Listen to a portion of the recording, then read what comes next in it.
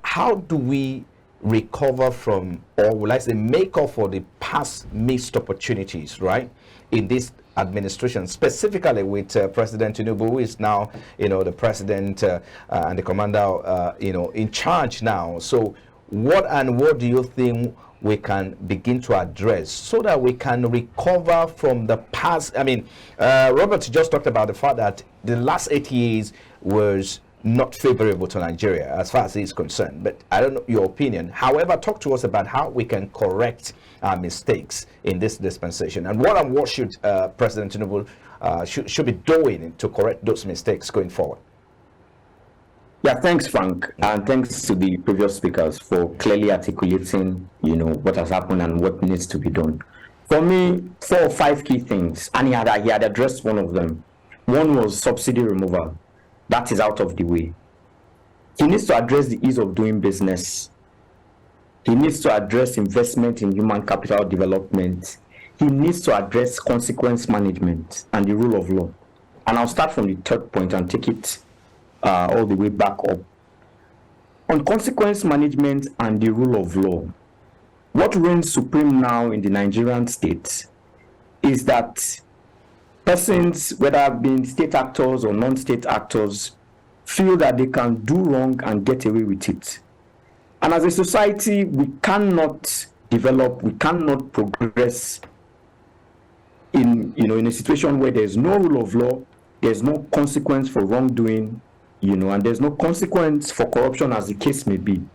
I'll take the oil theft, for instance. The guest in the studio, and Charles had alluded to it earlier. As at September last year, we were losing more than 700,000 barrels of crude per day to oil theft.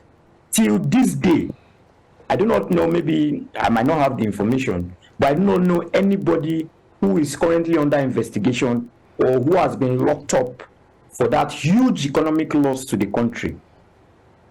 Fine, we have been trying to rally back to 1.5 million barrels per day, but we are still not where we need to be, and that means that there's still a lot that is being lost to oil theft daily. Before the subsidy ended, government had come out to, say that we were losing a lot of revenues from subsidy due to persons smuggling products across the border. And I found it preposterous. You are a country, you are a government that should have control over your littoral, and your land borders. And you are coming to the public to admit that there's this huge chunk of a product you subsidize leaving the shores of your country across the border, and you do not have anybody who you can show as an example to other persons perpetrating this act. Unacceptable. You have persons who the long arm of the law have managed to, to hold, persons who have been charged to court, persons who even were able to, have been sent to jail, and in less than a month, these persons are released. Somebody had mentioned the Accountant General of the Federation. As at today, I don't know whether that guy is still under custody, or if he's somewhere, or if he's even planning to run for public office, like it happened with Mena. Mena was on the watch list of the EFCC, and at the same time, he was running to be governor of Borno State, with the full complementarity of the Nigerian law enforcement, from DSS to the army.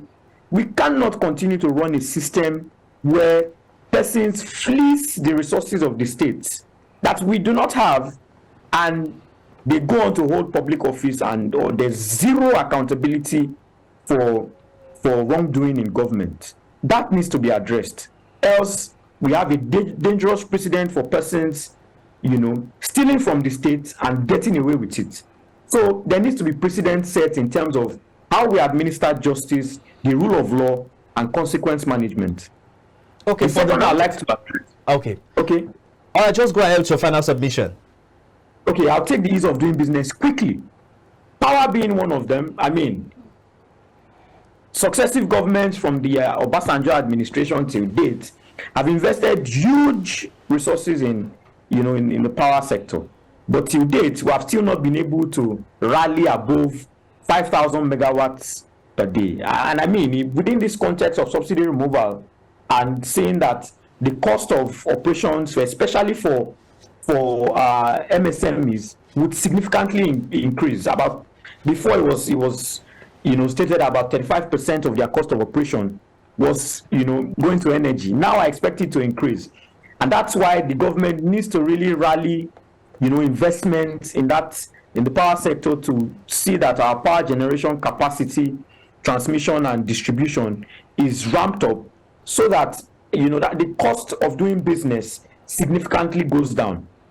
On ease of doing business also, second on the top of my agenda would be security. Across the length and breadth of this federation, there are pockets of violence. If it's not kidnapping, you have incidents of bandit activities in the northwest, Zamfara and the likes, Niger State. You still have in the Niger Delta the militancy ongoing, and with the Boko Haram. So security, especially as it regards the ease of doing business, needs to be addressed. We need to decide whether we are going to live in the country where the law holds sway, or where you have non-state actors taking space, especially as it concerns security apparatus of the state. So secondly, that's one area I would like to see significant change. Thirdly, investment in human capital development, education, health. As it is today, we've not been able to even give the right kind of education to our wards, to be able to provide them with the right kind of knowledge to either create the right kinds of jobs that would lift them out of poverty, or even be qualified for those jobs when they become available. So we need massive investments in education. Healthcare, the same thing. If you look at the state of primary healthcare, it is nothing to write home about.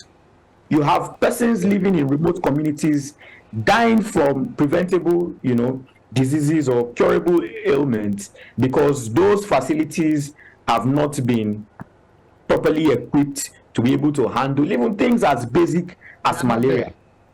And so you see an ailing population, or a very weak population, that is not able to be productive, and add value to the economy.